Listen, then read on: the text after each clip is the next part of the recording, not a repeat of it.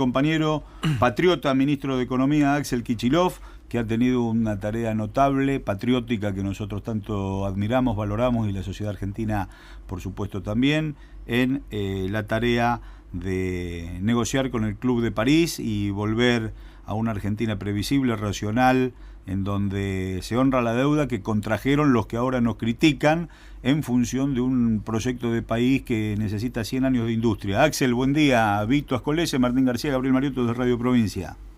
Buen día, ¿cómo andan? Con muchas ganas de hablar con vos, Axel, y felicitarte por esta tarea. La escuchábamos a la presidenta, la alegría que manifestaba junto con todos nosotros, producto de una tarea silenciosa, efectiva, en donde nadie de Sudamérica va a quedar de rodillas, sino bien de pie y con argumentos nobles y honrando esa deuda que contrajeron los economistas que salen en la tele, que fueron los responsables de endeudarnos hasta la maceta. Claro. Axel, contanos los detalles de la negociación y sobre todo tu mirada estratégica de cómo continúa el modelo económico de este proyecto político una vez terminada esa negociación que parecía imposible con el Club de París. Bueno, mira, en el primer punto que me parece que hay que destacar es que lo arduo de la negociación tiene como principal causa el hecho de que todo el tiempo el planteo que hizo Argentina tenía que ver con los propios parámetros dentro de los cuales se viene renegociando la deuda externa en default, que quedó en default en 2001 a partir de la presidencia Néstor. O sea que esos principios, esos parámetros que tienen que ver, por supuesto, con la independencia económica, por supuesto, con la sostenibilidad de un modelo de crecimiento completamente distinto al que nos llevó a ese endeudamiento impagable. Bueno, estos puntos centrales son los que hicieron que haya sido tan compleja la discusión con los acreedores. Lo que se les planteó concretamente es que nosotros tenemos un determinado perfil de vencimientos, o sea, cada año entra en vencimientos de capital y de deuda contraída, repito, por los gobiernos anteriores, ¿no?, durante la fase neoliberal, pero que hemos renegociado, y el punto fue que nuestro cronograma de pagos estuviera calzado, digamos, acordado, de forma tal que no nos genere demasiada carga en ninguno de los próximos 5 años. Como los acreedores esperaban en principio un pago en efectivo, porque el Club de París tiene normas bastante estrictas con respecto a que, por un lado, no hay quita de deuda, y por otro lado, no hay refinanciación si no es en el marco de un programa de pagos con el fondo. Claro. Pero como nosotros estábamos afuera de los parámetros normales, bueno, se generó una novedad para también el Club de París, un precedente para futuros países que tengan que rearmar su relación con el mundo después de hecatombes como la que fue 2001, y no se descarta que haya otros países que tengan problemas similares. Y entonces siento un precedente, pero desde el punto de vista nuestro, desde el punto de vista se pierde la comunicación. Es un plan de pagos porque abre la perspectiva a mayores inversiones, esos que operan en el país, que provienen de esos países. O sea que esto era importante resolverlo, pero tan importante resolverlo como hacerlo de una manera que no nos cercene futuras posibilidades de seguir creciendo, de seguir pagando la deuda, y al mismo tiempo que la situación se solucione. Claro, teníamos que proponer una nueva metodología de negociación con el Club de París, con la lógica de los antecedentes de lo que fue el 2005, cuando nos desenchufamos del Fondo Monetario Internacional, y eso seguramente llevó su tiempo, y precisamente esa es la tarea tan importante que vos pudiste argumentar para lograr el objetivo. Claro, sí, exacto. Era una novedad para ellos negociar sin el Fondo Monetario, y digo no porque después salieron declaraciones del Fondo Monetario, no porque el fondo se sentara o no en una silla ahí en la mesa, que no estuvo, pero por el hecho de que en general los países que llegan a esa mesa es porque antes acordaron un plan de ajuste con el fondo. Claro. Nosotros sin plan de ajuste con el fondo, sin comprometer nuestra soberanía económica, fuimos con disposición de pagar. Por eso, cuando me preguntan ¿y por qué aceptaron? Porque la verdad es que fuimos a pagar. Claro. A pagar una deuda que aunque contrajeron en las condiciones que ya contábamos, lo cierto es que es una deuda del país, está documentada, que hay continuidad jurídica, que figura en presupuesto, que se había renegociado 5 veces y que no pagarla traía consecuencias.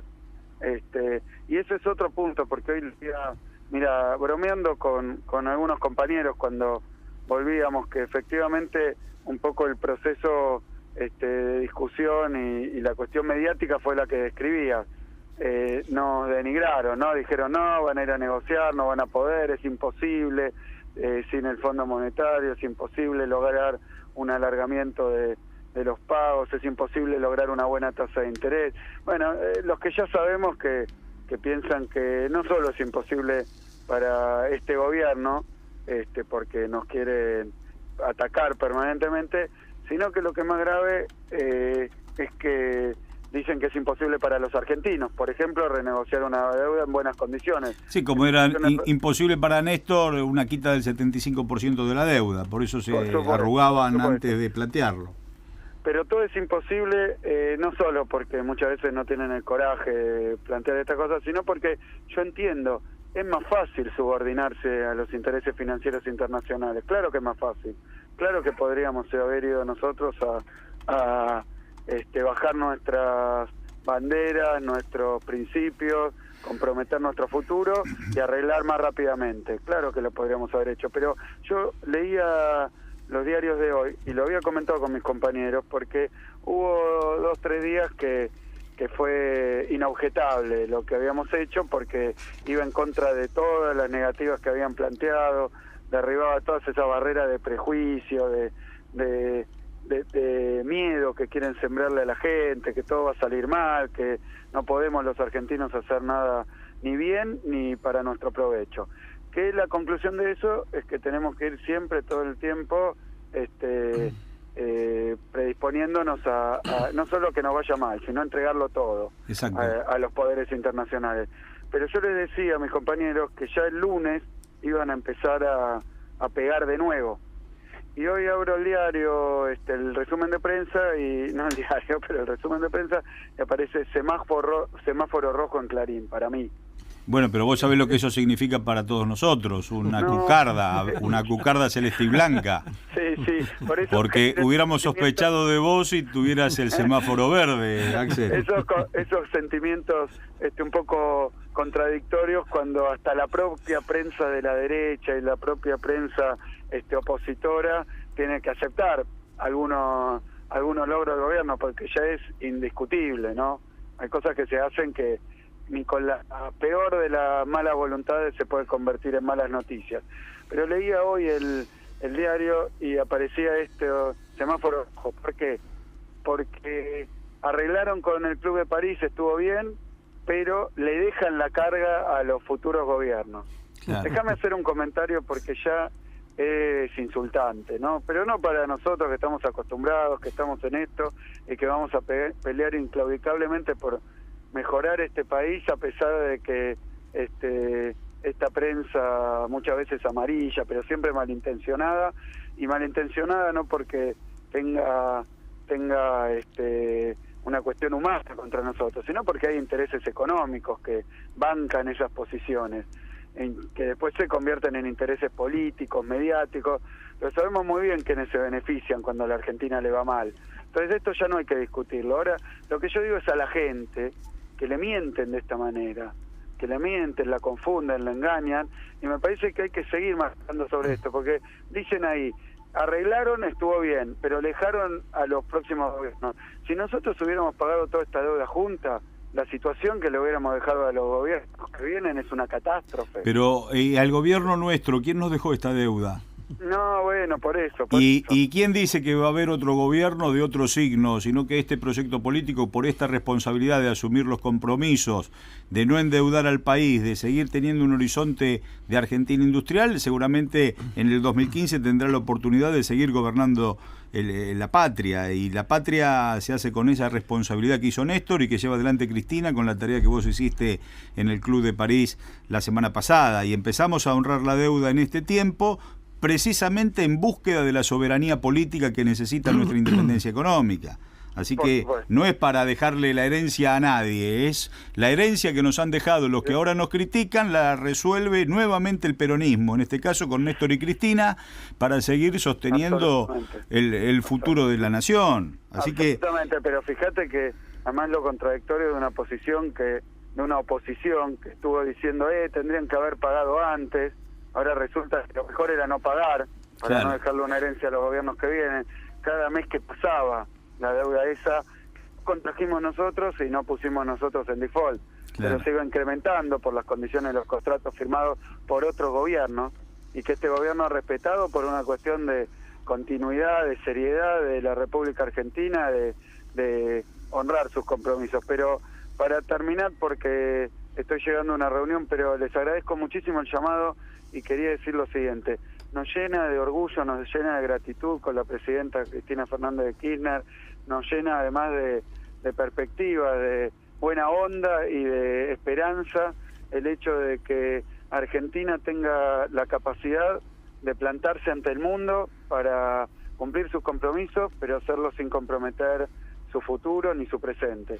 Así que a contramano de los agoreros de siempre, los que quieren sembrar caos porque ganan cuando se evalúa, cuando obligan a endurecer el crédito, ganan cuando a todos los argentinos, a la mayoría de los argentinos le va mal, y por eso saben que tienen que seguir apostando a arruinar el país, como lo han hecho tantas veces. 100 años de Argentina industrial, Axel, este es el camino.